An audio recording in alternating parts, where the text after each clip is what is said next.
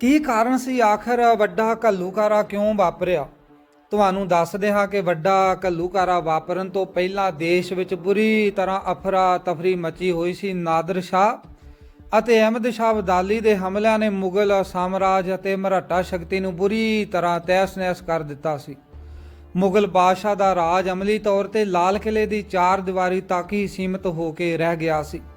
ਸਿੱਖ ਉੱਤਰੀ ਭਾਰਤ ਵਿੱਚ ਇੱਕ ਸ਼ਕਤੀ ਵਜੋਂ ਉੱਭਰ ਰਹੇ ਸਨ। 1762 ਈਸਵੀ ਤੱਕ ਅਹਿਮਦ ਸ਼ਾਹ ਅਬਦਾਲੀ ਹਿੰਦੁਸਤਾਨ ਨੂੰ 5 ਵਾਰ ਲੁੱਟ ਚੁੱਕਿਆ ਸੀ। 1761 ਈਸਵੀ ਵਿੱਚ ਅਬਦਾਲੀ ਨੇ ਮਰਾਠਿਆਂ, ਜੋ ਮੁਗਲ ਸਾਮਰਾਜ ਦੇ ਪਤਨ ਉਪਰੰਤ ਇੱਕ ਵੱਡੀ ਸ਼ਕਤੀ ਵਜੋਂ ਉੱਭਰ ਰਹੇ ਸਨ, ਨੂੰ ਪਾਣੀਪਤ ਦੇ ਮੈਦਾਨ 'ਚ ਬੁਰੀ ਤਰ੍ਹਾਂ ਕੁਚਲ ਦਿੱਤਾ ਅਤੇ ਖੂਬ ਲੁੱਟ ਮਾਰ ਕੀਤੀ। ਜੇਤੋਂ ਉਪਰੰਤ ਵਾਪਸ ਮੁੜਦੇ ਅਹਿਮਦ ਸ਼ਾਹ ਅਬਦਾਲੀ ਨੂੰ ਸਿੱਖਾਂ ਨੇ ਲੁਕਵੀਂ ਜੰਗ, ਗੁਰੀਲਾ ਵਾਰ ਰਾਹੀਂ ਬੇਹੱਦ ਤੰਗ ਕੀਤਾ ਤੇ ਉਸ ਦੇ ਲੁੱਟ ਦੇ ਮਾਲ ਵਿੱਚੋਂ ਬਹੁਤ ਸਾਰਾ ਹਿੱਸਾ ਲੁੱਟ ਲਿਆ। ਇੱਥੇ ਹੀ ਬਸਨੀ ਅਬਦਾਲੀ ਦੇ ਅਟਕ ਦਰਿਆ ਪਾਰ ਕਰਦੇ ਸਿੱਖਾਂ ਨੇ ਜੱਸਾ ਸਿੰਘ ਆਹਲੂਵਾਲੀਆ ਦੀ ਅਗਵਾਈ ਵਿੱਚ ਲਾਹੌਰ ਤੇ ਕਬਜ਼ਾ ਕਰ ਲਿਆ। ਇਸੇ ਤਰ੍ਹਾਂ ਸਿੱਖ ਅਮਲੀ ਤੌਰ ਤੇ ਪੰਜਾਬ ਦੇ ਮਾਲਕ ਬਣ ਗਏ ਅਤੇ ਪੰਥ ਨੇ ਜੱਸਾ ਸਿੰਘ ਆਹਲੂਵਾਲੀਆ ਨੂੰ ਸੁਲਤਾਨ ਉਲ ਕੌਮ ਦਾ ਸਨਮਾਨ ਦੇ ਕੇ ਰਾਜ ਭਾਗ ਦਾ ਮਾਲਕ ਬਣਾ ਦਿੱਤਾ। ਇਸ ਸਮੇਂ ਹੀ ਸਰਦਾਰ ਜੱਸਾ ਸਿੰਘ ਨੇ ਪਹਿਲੀ ਖਾਲਸਾਈ ਕਰੰਸੀ ਜਾਰੀ ਕੀਤੀ ਅਤੇ ਗੁਰੂ ਸਾਹਿਬ ਦੇ ਨਾਮ ਤੇ ਸਿੱਕੇ ਚਲਾਏ। ਸਿੱਕੇ ਉੱਪਰ ਸਰਦਾਰ ਜੱਸਾ ਸਿੰਘ ਆਹਲੂਵਾਲੀਆ ਨੇ ਸੁਲਤਾਨ ਉਲ ਕੌਮ ਦੇ ਨਹੀਂ ਸਗੋਂ ਦੇ ਗੋ ਤੇਗ ਫਤਿਹ ਨੁਸਰਤ ਬਦਰੰਗ ਯਾਫਤ ਅਜ ਨਾਨਕ ਗੁਰੂ ਗੋਬਿੰਦ ਸਿੰਘ ਦੇ ਅੱਖਰ ਅੰਕਿਤ ਕਰਵਾਏ। ਜਦੋਂ ਸਿੱਖਾਂ ਦੀ ਇਸ ਚੜ੍ਹਤ ਦੀ ਖਬਰ ਅਹਿਮਦ ਸ਼ਾਹ ਅਬਦਾਲੀ ਪਾਸ ਪੁੱਜੀ ਤਾਂ ਸਿੱਖਾਂ ਦੀ ਲੁੱਟਮਾਰ ਤੋਂ ਪਹਿਲਾਂ ਹੀ ਦੁਖੀ ਅਹਿਮਦ ਸ਼ਾਹ ਲੋਹਾ ਲਾਖਾ ਹੋ ਗਿਆ ਤੇ ਉੱਤਰੀ ਭਾਰਤ ਦੀ ਨਵੀਂ ਉੱਭਰ ਰਹੀ ਸਿੱਖ ਸ਼ਕਤੀ ਨੂੰ ਕੁਚਲਣ ਲਈ ਚੜ੍ਹ ਪਿਆ।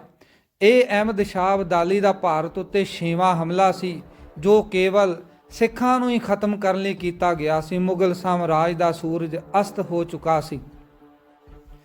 ਭਾਵੇਂ ਪੰਜਾਬ ਉੱਤੇ ਅਹਿਮਦ ਸ਼ਾਹ ਅਬਦਾਲੀ ਦੁਆਰਾ ਥਾਪੇ ਗਏ ਸੂਬੇਦਾਰਾਂ ਦਾ ਰਾਜ ਸੀ, ਪਰ ਅਮਲੀ ਤੌਰ ਉੱਤੇ ਸਾਰਾ ਪੰਜਾਬ ਸਿੱਖਾਂ ਦੇ ਪ੍ਰਬੰਧ ਵਿੱਚ ਆ ਚੁੱਕਾ ਸੀ। ਪੰਜਾਬ 12 ਮਿਸਲਾਂ ਦੇ ਰੂਪ ਵਿੱਚ ਸਿੱਖ ਸਰਦਾਰਾਂ ਦੇ ਕਬਜ਼ੇ 'ਚ ਆ ਚੁੱਕਾ ਸੀ ਅਤੇ ਦਲ ਖਾਲਸਾ ਸਰਦਾਰ ਜੱਸਾ ਸਿੰਘ ਆਹਲੂਵਾਲੀਆ ਦੀ ਅਗਵਾਈ ਵਿੱਚ ਸਿੱਖਾਂ ਦੇ ਮਜ਼ਬੂਤ ਸੰਗਠਨ ਵਜੋਂ ਸਥਾਪਿਤ ਹੋ ਚੁੱਕਿਆ ਸੀ।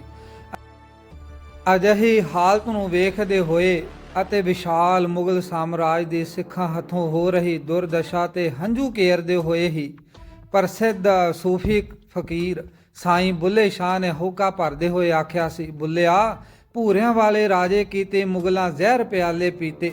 ਪ੍ਰਸਿੱਧ ਲੋਕ ਕਵੀ ਵਾਰਿਸ ਸ਼ਾਹ ਵੀ ਆਪਣੇ ਕਿਸੇ ਹੀਰ ਵਿੱਚ ਉਸ ਸਮੇਂ ਦੇ ਰਾਜਸੀ ਹਾਲਾਤ ਨੂੰ ਬਿਆਨ ਕਰਦਾ ਤੇ ਸਿੱਖਾਂ ਦੀ ਚੜ੍ਹਤ ਦਾ ਜ਼ਿਕਰ ਕਰਦਾ ਹੋਇਆ ਲਿਖਦਾ ਹੈ, ਜਦੋਂ ਦੇਸ਼ ਦੇ ਜੱਟ ਸਰਦਾਰ ਹੋਏ, ਘਰੋਂ ਘਰੀ ਜਾਂ ਨਵੀਂ ਸਰਕਾਰ ਹੋਈ।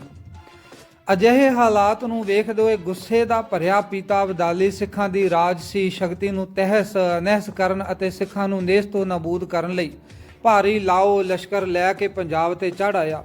ਸਿੱਖਾਂ ਨੂੰ ਵੀ ਅਬਦਾਲੀ ਦੇ ਹੋਣ ਵਾਲੇ ਇਸ ਹਮਲੇ ਦੀ ਪੂਰੀ ਸੂਹ ਲੱਗ ਚੁੱਕੀ ਸੀ।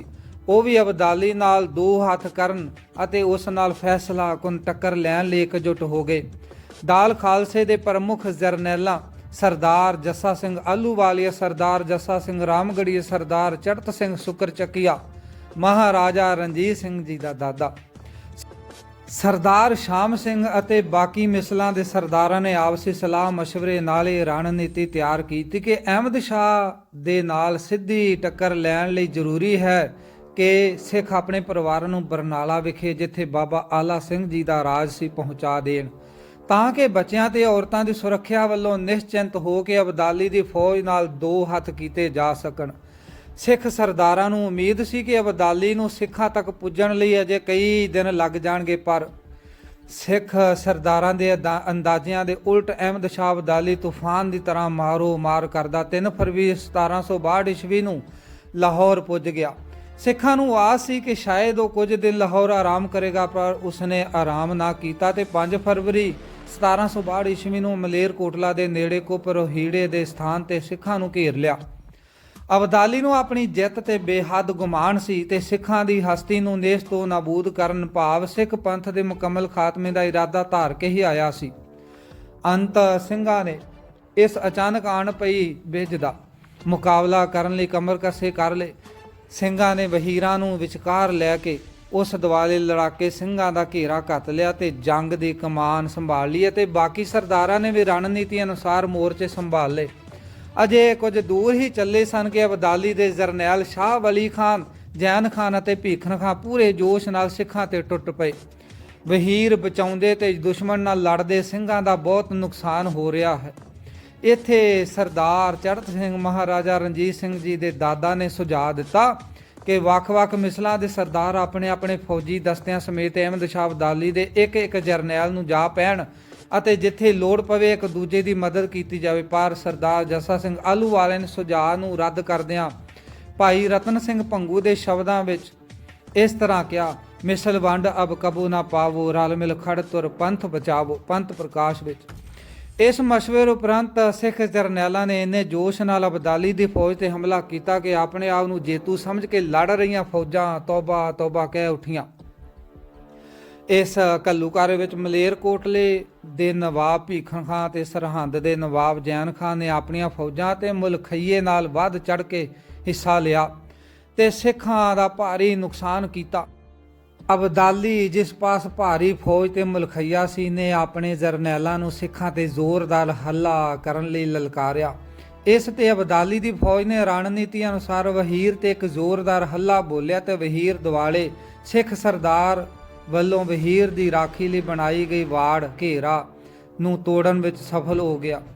ਇੱਥੇ ਸਿੱਖਾਂ ਦਾ ਬੇਹੱਦ ਜਾਨੀ ਨੁਕਸਾਨ ਹੋਇਆ। ਅਜਿਹੀ ਹਾਲਤ ਵਿੱਚ ਸਾਰੀਆਂ ਸਿੱਖ ਮਿਸਲਾਂ ਦੇ ਸਰਦਾਰਾਂ ਨੇ ਨਵੀਂ ਜੰਗੀ ਵਿਉਂਤ ਅਨੁਸਾਰ ਫੈਸਲਾ ਕਰਕੇ ਨਵੀਂ ਸ਼ਕਤੀ ਨਾਲ ਜਿੱਥੇ ਆਪਣੇ ਆਪ ਨੂੰ ਬਚਾਇਆ ਉੱਥੇ ਅਜਿਹਾ ਜਵਾਬੀ ਹਮਲਾ ਕੀਤਾ ਕਿ ਅਬਦਾਲੀ ਨੂੰ ਨਾਨੀ ਚੇਤੇ ਕਰਵਾ ਦਿੱਤੀ।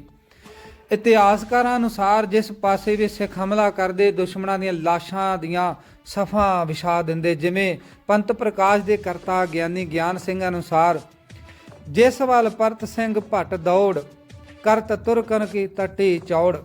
ਇਸ ਭਿਆਨਕ ਘੱਲੂਘਾਰੇ ਵਿੱਚ ਸਰਦਾਰ ਜੱਸਾ ਸਿੰਘ ਆਹਲੂਵਾਲੀਆ ਦੀ ਕਮਾਨ ਹੇਠ ਜਿਨ੍ਹਾਂ ਸਿੱਖ ਮਿਸਲਦਾਰਾਂ ਨੇ ਹਿੱਸਾ ਲਿਆ ਉਹਨਾਂ ਦਾ ਜ਼ਿਕਰ ਕਰਦੇ ਹੋਏ ਪੰਥ ਪ੍ਰਕਾਸ਼ ਦਾ ਕਰਤਾ ਗਿਆਨੀ ਗਿਆਨ ਸਿੰਘ ਲਿਖਦਾ ਹੈ, ਭੰਗੀ ਔਰ ਨਕਈ ਕਨਈਓ ਆਹਲੂਵਾਲੀਏ ਸ਼ੁਕਰ ਚਕਈਓ, ਡੱਲੇ ਵਾਲੀਏ ਸ਼ਹੀਦ ਕਰੋੜੀਏ ਔਰ ਰਾਮਗੜੀਏ ਬੜ ਵੀਰ, ਮਿਲੇ ਨਿਸ਼ਾਨਾ ਵਾਲੇ ਧੀਰ, ਸਭ ਸਰਦਾਰ ਭਏ ਤਬ ਇਕੱਠੇ, ਚੱਲੇ ਚਾਰ ਦਿਸ ਚਲੇ ਤਾਂ ਨੱਠੇ, बीच ਚਲਾਇਓ ਸਰਬ ਬਹੀਰ, ਲੜਤੇ ਚਲੇ ਐਸ ਤਦਬੀਰ।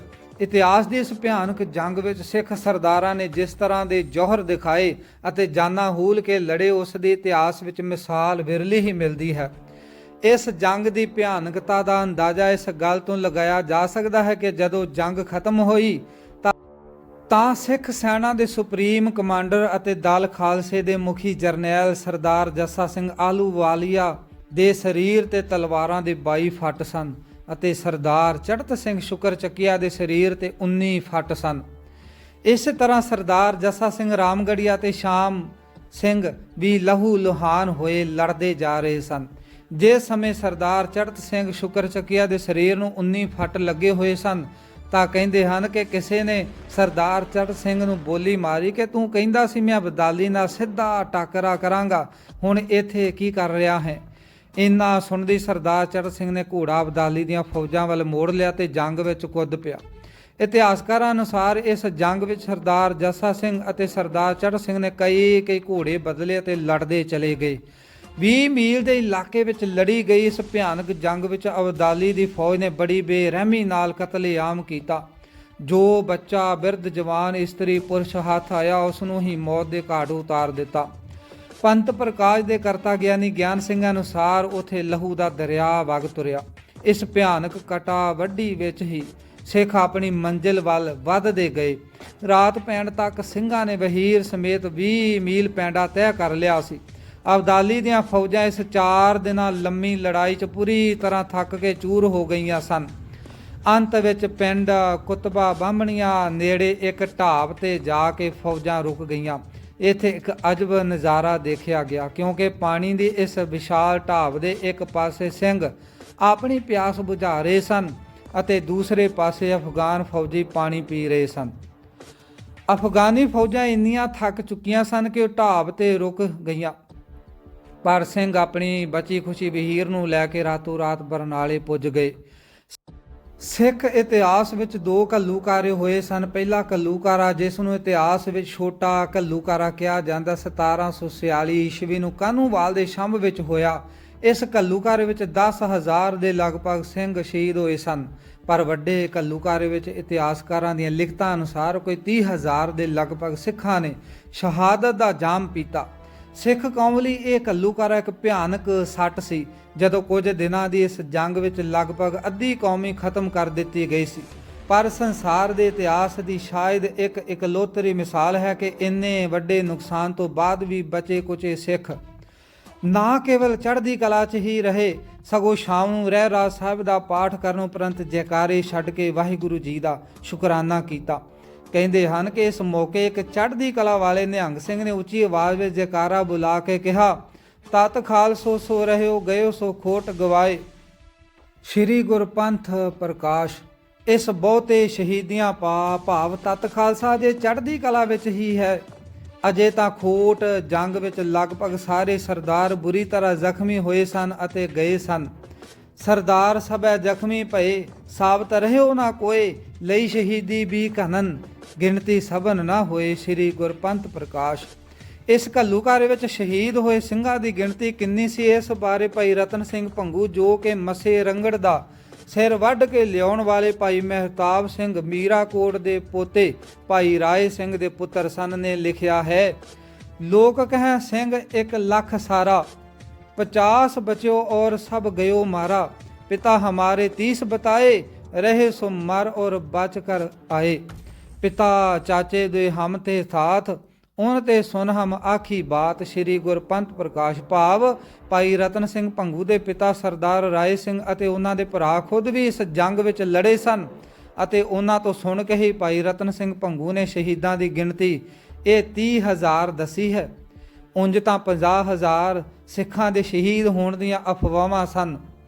ਜੇ ਕੋਈ ਹੋਰ ਕੌਮ ਹੁੰਦੀ ਤਾਂ ਇੰਨੀ ਭਿਆਨਕ ਮਾਰ ਤੋਂ ਬਾਅਦ ਕਈ ਦਹਾਕੇ ਨਾ ਉੱਠਦੀ, ਪਰ ਅਸ਼ ਕੇ ਜਾਈਏ ਖਾਲਸੇ ਦੇ ਕਿ 8 ਫਰਵਰੀ 1762 ਈਸਵੀ ਨੂੰ ਜੰਗ ਮੁੱਕੀ ਤੇ ਮਈ 1762 ਈਸਵੀ ਵਿੱਚ ਸਿੰਘਾਂ ਨੇ ਦਲ ਖਾਲਸੇ ਦੀ ਗਵਾਹੀ ਵਿੱਚ ਅਬਦਾਲੀ ਦੇ ਵੱਡੇ ਹਿਮਾਇਤੀ ਸਰਹੰਦ ਦੇ ਨਵਾਬ ਜੈਨ ਖਾਨ ਨੂੰ ਜਾ ਘੇਰਿਆ। ਇੱਥੇ ਹੀ ਬਸ ਨਹੀਂ, ਅਬਦਾਲੀ ਅਜੇ ਹਿੰਦੁਸਤਾਨ ਵਿੱਚ ਹੀ ਸੀ ਕਿ ਸਿੰਘ 10 ਅਪ੍ਰੈਲ 1762 ਈਸਵੀ ਨੂੰ ਸ੍ਰੀ ਅੰਮ੍ਰਿਤਸਰ ਵਿਖੇ ਵਿਸਾਖੀ ਮਨਾ ਰਹੇ ਸਨ।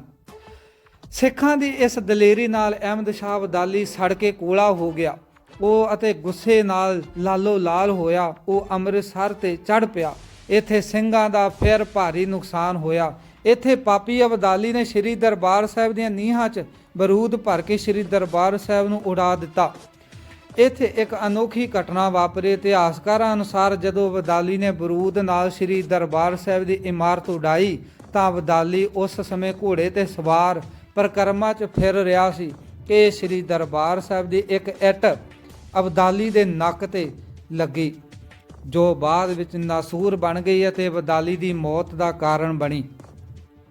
ਕੁਝ ਸਮੇਂ ਬਾਅਦ ਹੀ ਸਰਦਾਰ ਜੱਸਾ ਸਿੰਘ ਆਹਲੂਵਾਲੀਆ ਦੀ ਅਗਵਾਈ ਵਿੱਚ ਦਲ ਖਾਲਸਾ ਇੰਨਾ ਸ਼ਕਤੀਸ਼ਾਲੀ ਹੋ ਗਿਆ ਕਿ ਰਾਵੀ ਤੋਂ ਲੈ ਕੇ ਦਿੱਲੀ ਤੱਕ ਦਾ ਇਲਾਕਾ ਸਿੱਖ ਸਰਦਾਰਾਂ ਦੇ ਘੋੜਿਆਂ ਦੇ ਸੁੰਮਾਂ ਹੇਠ ਦਰੜਿਆ ਗਿਆ। ਇਸ ਤਰ੍ਹਾਂ ਸਿੱਖ ਇਤਿਹਾਸ ਦਾ ਇਹ ਵੱਡਾ ਘੱਲੂਘਾਰਾ ਇੱਕ ਤਰ੍ਹਾਂ ਖਾਲਸੇ ਰਾਜ ਦੀ ਬੁਨਿਆਦ ਸਿੱਧ ਹੋਇਆ ਤੇ ਕੁਝ ਸਮੇਂ ਬਾਅਦ ਹੀ ਸਿੱਖ ਸ਼ਕਤੀ ਨੇ ਮਹਾਰਾਜਾ ਰਣਜੀਤ ਸਿੰਘ ਦੇ ਰੂਪ ਵਿੱਚ ਉੱਤਰੀ ਭਾਰਤ ਦੀ ਸਭ ਤੋਂ ਸ਼ਕਤੀਸ਼ਾਲੀ ਖਾਲਸਾ ਸਲਤਨਤ ਦੀ ਨੀਂਹ ਰੱਖ ਦਿੱਤੀ। ਸੋ ਵੀਡੀਓ ਵਧੀਆ